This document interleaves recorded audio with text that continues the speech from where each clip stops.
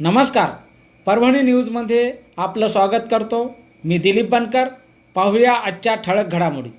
बौद्धवासी अमरदीप भैया रोडे यांच्या जयंतीनिमित्त अभिवादन कार्यक्रम संपन्न.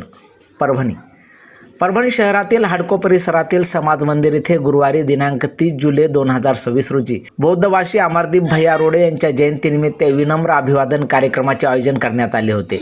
सामाजिक व राजकीय क्षेत्रात कार्यरत असलेल्या अमरदीप भैया रोडे यांचे 31 मार्च 2019 रोजी बौद्धवासी झाले होते. कार्यक्रमाच्या प्रारंभी बौद्धवासी अमरदीप भैया रोडे यांच्या व महापुरुषांच्या प्रतिमेस पुष्पहार अर्पण करून विनम्र अभिवादन करण्यात आले. त्यानंतर उपस्थितांनी सामूहिक बुद्धवंदना करून त्यांना आदरांजली वाहिली.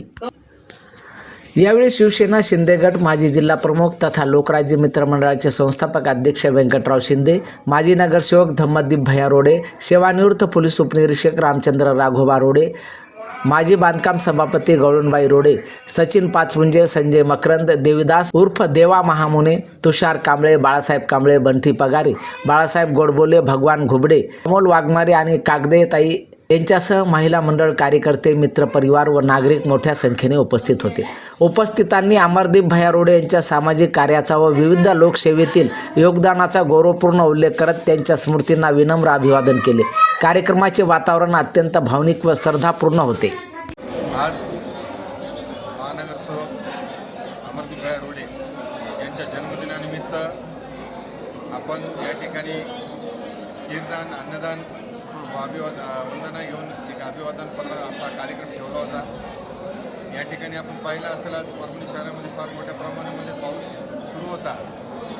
इतक्या मोठ्या पावसाच्या वातावरणामध्ये सुद्धा या ठिकाणी भैयांना त्यांच्या जन्मदिनानिमित्त अभिवादन करण्यासाठी आलेल्या सर्व माता भगिनी, उपासक उपासिका मित्रमंडळाचे, लोकराज्य मित्रमंडळाचे मी सर्वांचे खूप मनापासून आभार व्यक्त करतो.